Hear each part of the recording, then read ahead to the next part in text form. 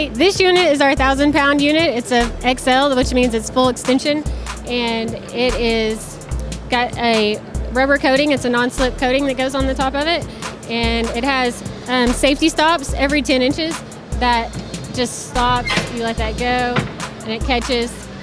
So, and then you just keep it this, and it'll slide all the way back in. Easy breezy, just like that.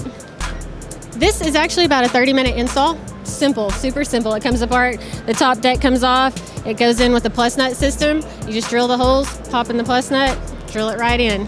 Okay, so we have several different units to choose from. We have anywhere from 1,000 pound to 2,200 pound capacity. We have 70% extensions, and then we have our XL line, which is 100% extension.